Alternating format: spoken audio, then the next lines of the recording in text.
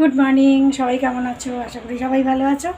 আমরাও ভালো আছি। দেখো কি রোদ উঠেছে, 11টা বাজে এখন। আমার স্নান করা পুজো করা হয়ে গেছে। কাজের মেয়েটা আজকাল একটু তাড়াতাড়ি আসছে, গরমের দিন তো তো আর বৃষ্টিটাও হচ্ছে না এখন, 7 8 8 10 দিন হলো বৃষ্টি হচ্ছে না। তো মোটামুটি ও টাইম মতন এসে কাজ করে যাচ্ছে, তো আমারও এদিকে একটু তাড়াতাড়ি হয়ে যাচ্ছে। তারপরে কাজ করে যাওয়ার পরে একটা ক্লাস ছিল, ক্লাসটা করে তারপরে স্নান করে তারপরে পুজো করে এসেছি। তো সকালের ব্রেকফাস্ট আগেই হয়ে গেছে, দেখেইছো তোমরা। তো এখন ভাবছি যে আজকে মঙ্গলবার, তো রান্নাবান্না কি করা যায়। কালকে বাজারে গেছিলাম একটুখানি, এই বছরের প্রথম আর কি, দুটো ফুলকপি নিয়ে এসেছি। এখন আজকে ভাবছি যে একটু এয়ার ফ্রায়ারে ট্রাই করি, কারণ প্রচুর তেল খাওয়া হয়ে যায় না, ফুলকপি এইসব ভাজতে অনেকটা তেল খাওয়া হয়ে যায়। তো আজকে ভাবছি যে আলু ফুলকপিটা ওই এয়ার ফ্রায়ারে ভেজে নেব, আর ওদিকে মশলা কষিয়ে ওর মধ্যে দিয়ে দেবো, দেখি কেমন হয়। এখন বাড়ি নেই, তো বাড়ি নেই বলেই ওটা ট্রাই করব আর কি। যদি চোখে দেখে নেয় তাহলে বলবে না ভালো হয়নি।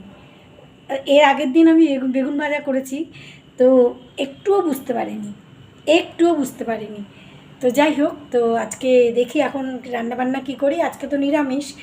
তো কালকে বাজারে গিয়েছিলাম একটুখানি গাঁটি কচু, তারপরে করলা, এসবের আজকে করলা ভাজাও করবো এয়ার ফ্রায়ারে।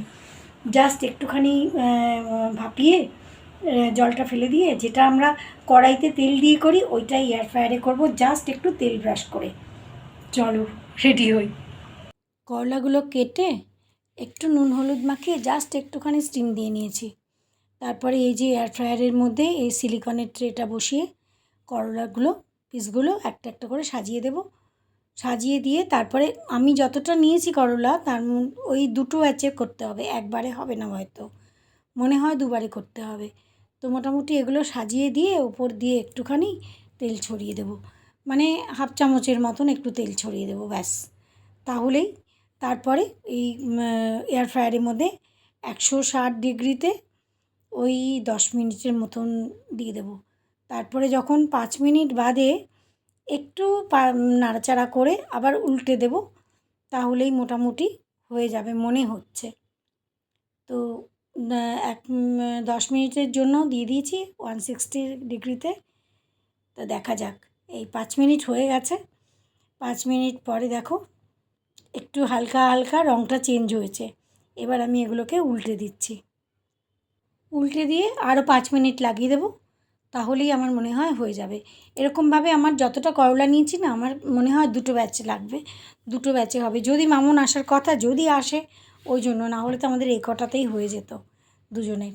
তো যাই হোক, তো আরও 5 মিনিট লাগিয়ে দিলাম।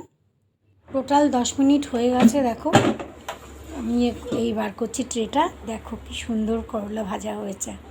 কেউ বলবে না যে তেল ছাড়া, আর আমি তো একে বলিই না। আর তারপরে এই যে ফুলকপি নিয়েছি, ফুলকপি তো এমনিতেই আমরা একটু ভাপিয়েই খাই, কারণ অনেক সময় পোকা টোকা থাকে, একটু গরম জলে ভাপিয়েই নিই। তো নুন হলুদ একটু মাখিয়ে দিচ্ছি, মাখিয়ে একটুখানি তেল জাস্ট একটুখানি ছড়িয়ে দেবো, এই 1 চামচ মতন তেল একটু ছড়িয়ে দেবো। তারপরে এয়ার ফ্রায়ারে দিয়ে দেবো। এবারে আর সিলিকন ট্রেতে দিচ্ছি না, এটা আমি ডাইরেক্টই দিচ্ছি। নুন হলুদ আর একটুখানি 1 চামচ তেল মাখিয়ে দিয়েছি এই ফুলকপিগুলোতে। এবারে আমি এইটাই বসিয়ে দিচ্ছি। এদিকে ফুলকপিটা ভাজা হতে থাকবে, আর ওদিকে আমি ডালটা ফোড়ন দিয়ে দিচ্ছি। মুগ ডাল, আজকে মঙ্গলবার যেহেতু, তো ডালটা তো সেদ্ধ করেই রেখেছিলাম, জিরে তেজপাতা শুকনো লঙ্কা দিয়ে ডালটা একটুখানি ফোড়ন দিয়ে দিলাম। তো ডালটা ফোড়ন দেওয়া হলে পরে ওদিকে ফুলকপি ভাজা হয়ে গেলে পরে এখানেই আমি আবার মশলাটাও কষিয়ে নেব। এবারেও ওই 160 ডিগ্রিতে ওই 10 মিনিটের মতন একবার লাগিয়েছিলাম, তারপরে আবার নাড়াচাড়া করে আরেকবার আরও 5 মিনিটের মতো লাগিয়েছিলাম, মানে টোটাল 15 মিনিট লেগেছে। কিন্তু দেখো কি সুন্দর ভাজা হয়ে গেছে। আর এদিকে আমার মশলাটাও কষে গেছে কড়াইতে, তাতে হলো কি আমার ওদিকে ভাজাও হয়ে গেল, এদিকে মশলাটাও কষে গেল, মানে দুটো কাজই একসাথে হয়ে গেল। আর সবথেকে বড় কথা যেটা, সেটা হচ্ছে তেলের পরিমাণটা সাংঘাতিক।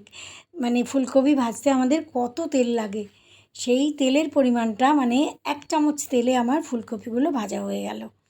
তো যাই হোক, মশলা কষে গেছে, এই জলও দিয়ে দিলাম একটু, অবশ্যই গরম জল দিয়েছি। আর ফুলকপি আলুটাও একটু ভেজেই রেখেছিলাম। তো এই ফুলকপি আলু দিয়ে দিলাম। তো একটু ফুটলেই একটু নুন মিষ্টি দিয়ে দেখে একটু মিষ্টি দিয়ে নামিয়ে দেবো।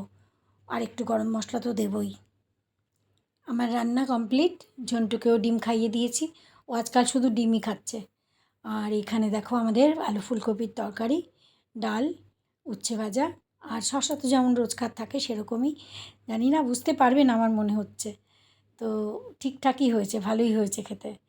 তো যাই হোক, আজকের ব্লগ এখানেই শেষ করছি। তোমাদের কেমন লাগলো জানিও। Bye bye.